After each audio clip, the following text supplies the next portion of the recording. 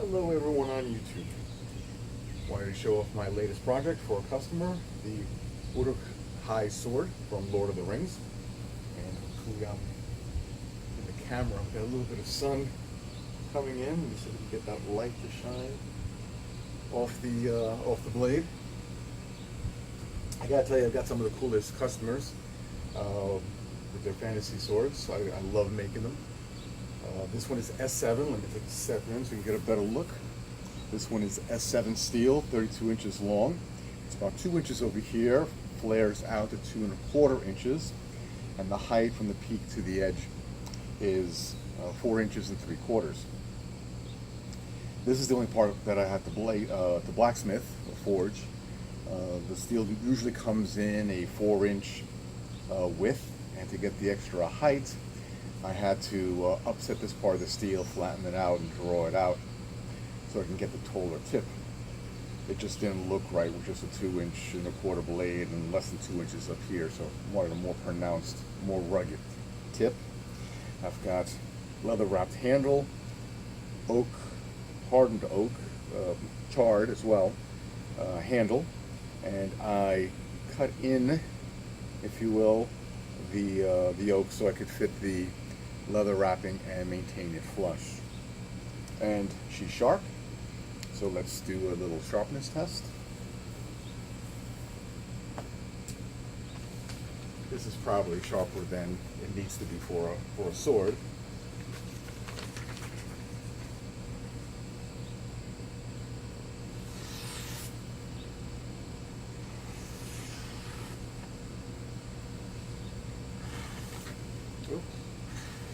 It's a little damp today. The paper is a little damp. Now, printer paper is not the best medium for testing sharpness of an edge because the paper is stiff, and when you see people cutting right there by the fingers, paper's stiff and paper's nowhere to go, so it's going to get cut. What you want is where it's not supported over here, and you can see that it's sharp even where it's not supported. So that's a good test of the edge. So I can cut it this way, dragging the paper across the edge. So I can do it. So, or another good test is phone book paper, but it's really, it's not stiff, thin. So let's see if we can cut the phone book paper. You can see it just slices through. This is sharper than it needs to be. It doesn't need to be maintained this way, but if the customer wants a really sharp sword, this is what I'm going to provide. But they don't need to maintain it this way. It's just really, it's too sharp. And the tip, oh, that was a rip. There you go. So let me put this down and you guys and gals can close up, please.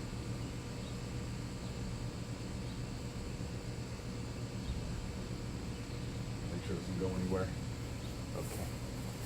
Camera's going to get a little shaky as I take it off the stand. Sorry about that. I want to give everyone a close-up of the finish.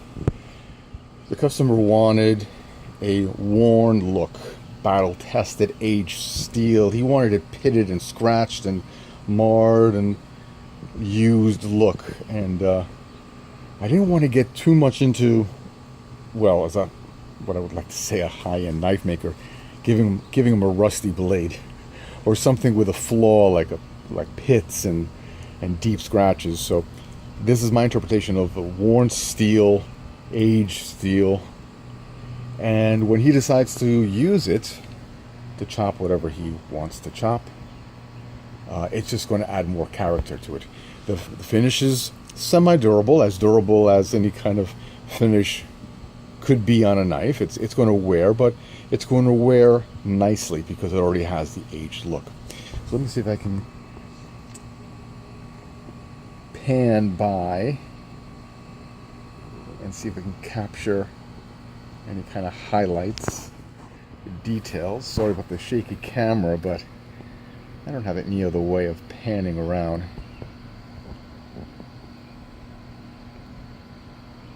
Okay, so I think I mentioned S7 steel, professionally heat treated by Peters. Heat treat with a cryo treatment. S7 steel is a high impact, very tough steel, so perfect for swords.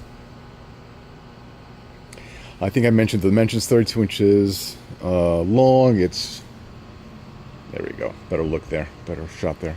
32 inches long, 2 inches here, 2.25 inches here, and then 4 3/4 at the tip.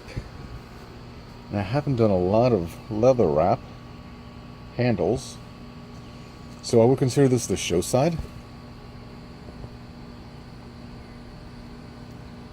of the handle, of the blade. This blade, he said, was mostly for display, but every now and again I think he's going to want to chop something up, and I hope he does, because it'll be fun. Here's the, I would call this the non-show side, and excuse me for having the blade upside down. It'll just be easier to do it that way than turning it around. I don't like displaying blade's edge side up, it just looks awkward. So let me just show it this way. Now I don't call this the display side because over here is where we have the folds of the leather. So how this was done, let me focus again. How this was done, the leather starts about here. Where are we? About here. And it goes up the handle, then folded 45 degrees. Then I begin the wrapping process. So there's a good amount of wraps holding that tab of leather down securely. The leather was soaked, so it was stretchy, and when it dries, it stretches and gets even a tighter fit. So there's good hold here of this beginning part of the leather. Keep wrapping it around. Fold it 45 degrees. There was a piece of paracord rope underneath here. When I got to this end, tied it to the leftover leather, slid it underneath, cut off the excess. So we have a fold here, we have a fold here, we have a couple pieces underneath there. There was a triangular gap, if you will, like you see here, but much larger in this area, and I didn't like the transition, so I tucked in a piece of leather, a bit of leather adhesive to keep this from sliding out, as well as to keep this leather in place. And I don't need to put one there because the hand doesn't go there, but he might be holding it from this side here, and I didn't like the transition the way I had it. Again, this is not the show side, so let me put it this way. Now let me give you a good angle of it.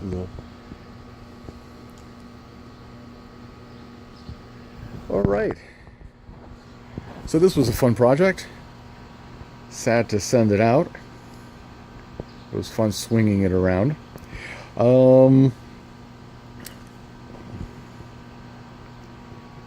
What else did I want to say? So, I guess that's it. All right, everyone. And to all, have a good night. Bye now.